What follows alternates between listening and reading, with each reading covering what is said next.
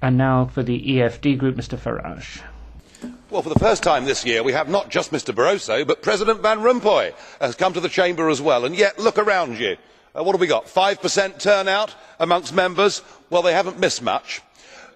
Just the usual drivel about the fight against youth unemployment. Well, with 62% youth unemployment in Greece, and with Spain not far behind, it's perhaps about time we were honest and admitted we're causing it ourselves.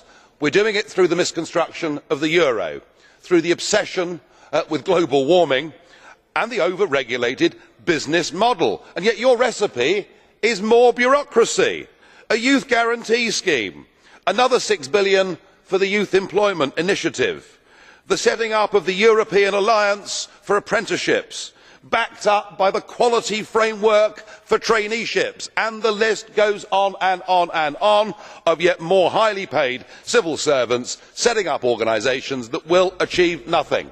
Until the euro is broken up, until you reverse the social market model, you will not help youth unemployment. However, I must concede you have had one great victory. A couple of years ago, Mr. Barroso said that the European Union was an empire, and your empire has just expanded. Indeed, David Cameron appears to be the biggest cheerleader for the EU extending all the way to the Urals. No, you have got Croatia. You have planted your flag on Croatian soil. Not, of course, that there was much public support for this. Only 22% of Croatians turned out to vote in the European Parliament elections, but there was plenty of support from the Croatian political class. Oh yes, in fact the Prime Minister that negotiated entry, Mr Sanader, who of course was jailed for 10 years last year for selling national assets, well, he has been backed up by the whole of Croatia. They have sold out their country.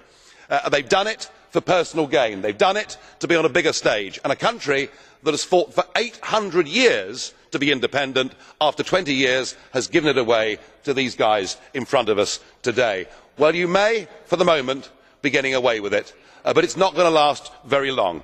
There is a gathering electoral storm. It is coming on the left, on the centre and on the right. You can hardly fail to notice what has happened in big countries like France, like Italy, what is happening in Finland, what is happening in the Netherlands, and indeed even what is happening in Britain. And I think the European elections next year present the opportunity for us to show you, Mr Barroso, that the European project is reversible, and it needs to be reversed for the betterment of the peoples of Europe.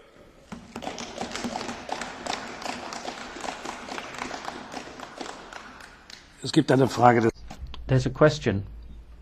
Mr. DAUL has a question for you, Mr. Farage. On Croatia, Mr. Farage, they've had a referendum, and they've freely, by referendum, voted to accede to the European Union. We need to respect democracy and referendums. Don't you agree? Secondly, are you paid by European money or by UK money as an MEP? Sure, in the Isle of Man. Well, there was a referendum in theory. You will notice that less than 50% of people turned out to vote. You will notice that millions of euros from the European institutions were poured for many years into Croatia. You will notice there was something called pre-accession aid, we could call it bribery if you like, that was poured into Croatia, and there was a prize. We offered a prize for the first Eurosceptic article to appear in a Croatian newspaper, and in the 3 years leading up to the referendum we did not have to give away any money. And that is the point. It is a one-sided political debate, and it is all about the power of Brussels and the greed and vanity of politicians in member states. And yes, I am paid by the European Parliament, because what I am doing, just as the Scottish National Party do, just as the Irish nationalists in the 19th century did, is we are using this money to expose the waste, the fraud, the extent to which our countries are now governed by these chambers. And the sooner I get the opportunity, sir, to be the turkey that votes for Christmas, I will do so.